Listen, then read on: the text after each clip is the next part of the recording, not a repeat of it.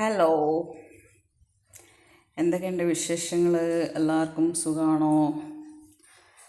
അപ്പോൾ ഇന്ന് ഞാൻ നിങ്ങളെ കാണിക്കാൻ പോകുന്നത് കണ്ടോ, ഇതിലെന്താന്ന് ഇക്കപ്പോൾ വന്നപ്പോൾ കൊണ്ടുവന്ന സാധനമാണ്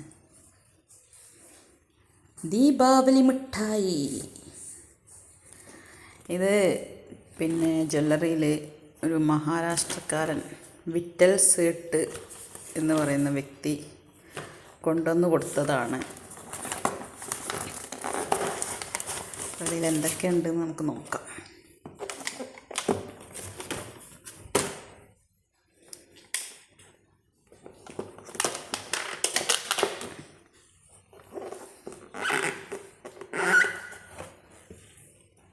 ദീപാവലി മിഠായി കണ്ടല്ലോ.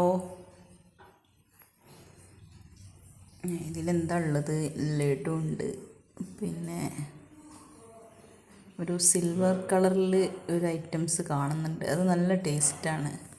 പിന്നെ ഒരു പാൽമിഠായി കാണുന്നുണ്ട്, അതുപോലെ വട, മൈസൂർ പാക്ക്, ഹലുവ, പിന്നെ അതിനടിയിൽ എന്തൊക്കെയോ കാണിക്കുന്നുണ്ട്.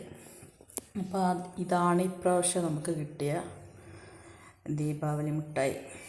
എല്ലാ വർഷവും ഇതുപോലെ ഒരു പെട്ടി കിട്ടും.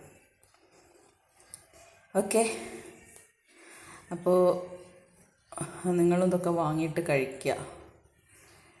ദീപാവലി മിഠായിയുടെ ഒരു പ്രത്യേകത എന്താണെന്ന് വെച്ചാൽ ഫ്രഷായിരിക്കും, ചൂടോടെ ഉണ്ടാക്കി വെക്കുന്നതായിരിക്കും. Okay, by.